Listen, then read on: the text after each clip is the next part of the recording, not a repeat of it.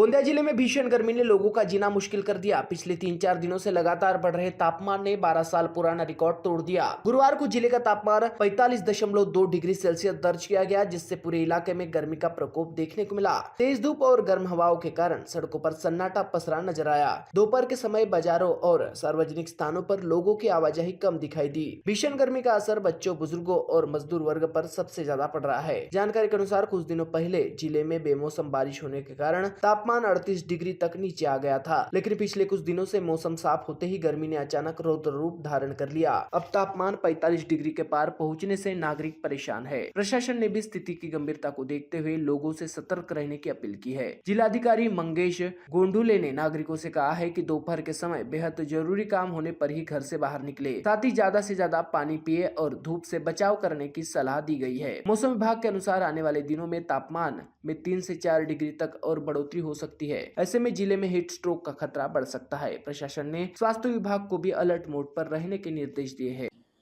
सध्या विदर्भामध्ये आणि पर्टिक्युलरली गोंदियामध्ये हीट स्ट्रोकचा खूप मोठा प्रादुर्भाव होत आहे।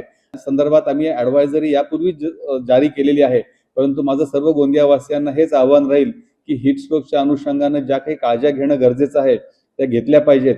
साधारण दुपारी 11 वाजल्यापासून 4 वाजेपर्यंत उन्हाचा प्रादुर्भाव खूप जास्त असतो, त्यामुळे अंग मेहनतीची शेतात जाऊन करावयाची कामं ही घेऊ नये, त्या कालावधीमध्ये करण्यात येऊ नयेत। आणि आपण जेव्हा कामं करत असतो तेव्हा अधूनमधून पाणी पिणे किंवा डोक्यावरती छत्री किंवा सावली किंवा टोपी अशा पद्धतीचं काहीतरी नियोजन करणे, या सर्व खबरदारी घेतल्या पाहिजेत।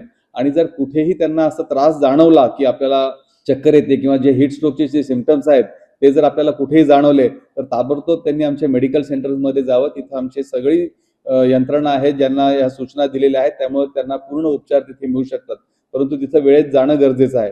त्यामुळे हीट स्ट्रोक होऊ नये यासाठी सर्व गोंदियावासींनी काळजी घेणं गरजेचं आहे।